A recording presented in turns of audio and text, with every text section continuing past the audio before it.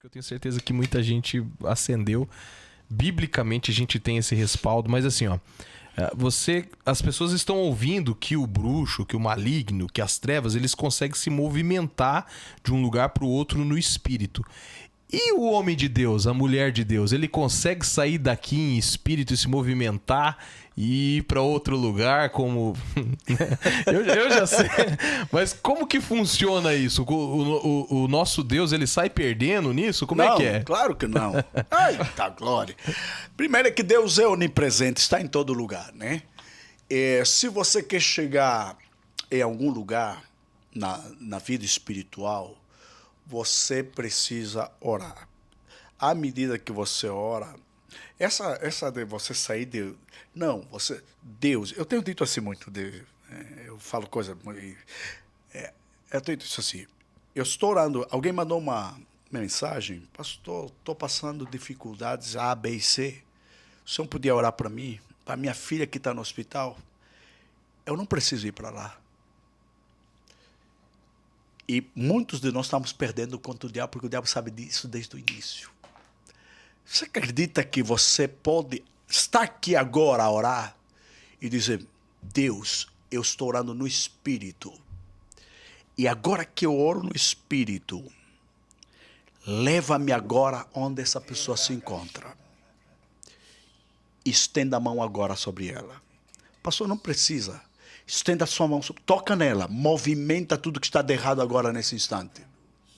E eu creio que o Senhor já está fazendo isso. Eu creio. Entendeu? E no Espírito vai acontecer. Sabe o quê? Paulo estava preso na cadeia enquanto louvava com Paulo e Silas na cadeia e as cadeias foram rompidas. E Paulo nem acreditou. Ele nem acreditou. E quando eles saem do cárcere... Porque Paulo ainda queria ficar lá. Mas o anjo disse, ei, tá livre, sai daqui. E ele saiu, ele achou que estava ainda no Espírito. Ele sai da cadeia e vai até onde os irmãos estavam em oração por eles. Esse é Pedro, né? É Pedro. É Pedro, né? Esse é Pedro. É Pedro, hein? É. E aí, quando eles chegam na casa, bateram a porta. Não, somos eu. Mas vocês não estão presos, somos nós mesmo. Deve ser o anjo de Pedro. Deve ser o anjo de Pedro. E quando abriu a porta, era mesmo eles. Entendeu? Então, no Espírito, nós temos que entender, mas quando você viver intensamente no Espírito, você vai começar a fazer coisas extraordinárias. O sobrenatural vai fluir. Vai acontecer milagres e maravilhas. Eu estou operando no Ministério de Libertação essas temporadas todas. Sei do que estou falando e falo com muita responsabilidade aqui. Porque a pessoa que está, assim, levando o ministério de ânimo leve. Mas vou dizer uma coisa para você. Eu já senti êxtase. Êxtase. Sabe, eu estou aqui sentado e o meu espírito saindo. E tem aqueles momentos que você está em oração. Eu não estava eram 4 dias em jejum e oração, estava carregando meu automóvel e eu carregando e abastecendo o Espírito Santo me arrebatou. Houve um arrebatamento de sentidos. Ele pode? Pode. Entendeu? O que fez Jesus andar por cima das águas? Se não estiver no espiritual, você não anda no sobrenatural. Funciona. Funciona. Sabe que negócio você... No espiritual, quando você está operando no espiritual, você transcende, você chega a conversar com o mundo físico. E Jesus está naquele barco e levanta a tempestade. E ele diz, ó vento, mar, aquieta. E eles... Shh. O sobrenatural coordena o natural. O espiritual coordena a carne. Então, quando você se aprofunda no mundo espiritual, a carne perde. Porque a carne não quer, a carne pesa, é fardo. Entendeu? Então Você sabe que o pastor estava falando, eu lembrei de uma experiência que eu tive aqui, tá até a vozinha que tá aqui pra contar. Hoje a minha avó mora com a minha mãe. Morava em outro estado e ela estava com um problema, eu não me lembro muito bem na saúde, do que ela tinha lá. E ela não sabia que eu me levantei em oração aqui, nesse estado. E ela não professava da mesma fé que a gente aqui. E no outro dia ela ligou pra minha mãe e ela falou, eu tive um sonho. E ela falou, nesse sonho veio 2 homens. E eles falaram pra mim assim, ó, existe um menino, um garoto, da sua parentela que se levantou pedindo por você em outro estado. A gente veio aqui pra fazer o que ele pediu. E ela acordou curada. Então, quando você se move em oração, cara, ele movimenta.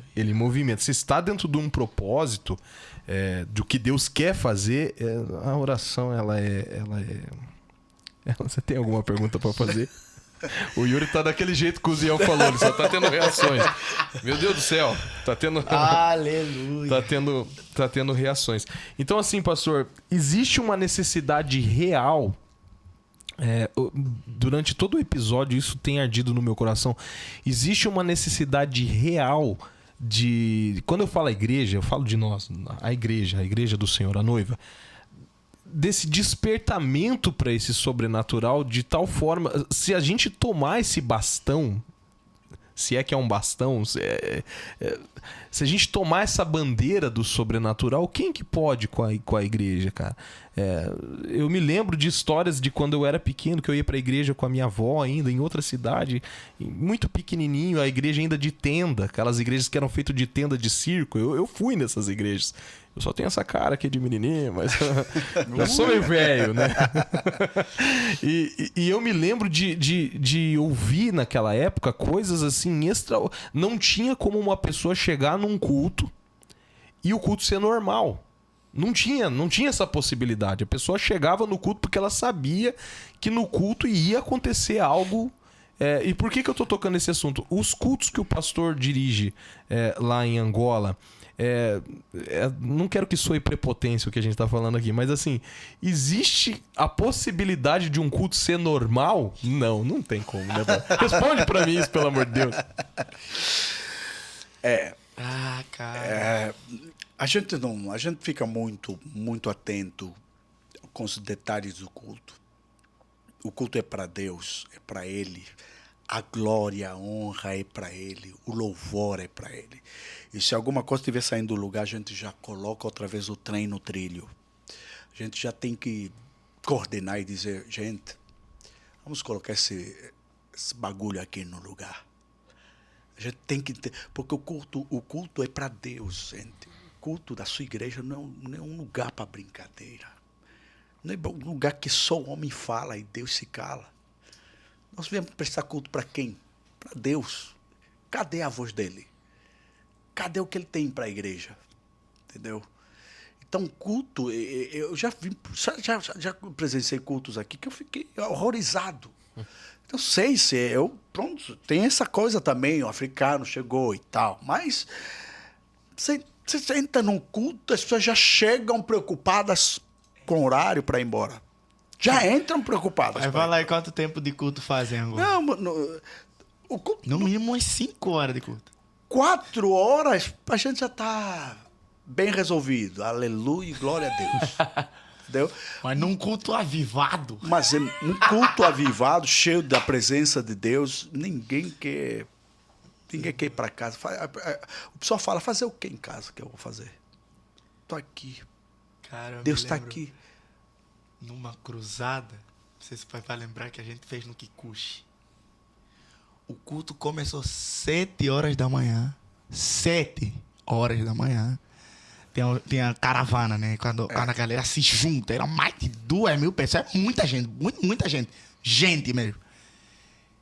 Que era uma caravana que o pai organizou junto com os pastores lá do Kazenga, que é uma igreja lá. Irmão, 7 da manhã, o culto acabou 16 horas. 16 horas. E o culto acabou E ainda tinha um grupo se juntando orando lá, outro grupo se juntando orando lá. Cara, era...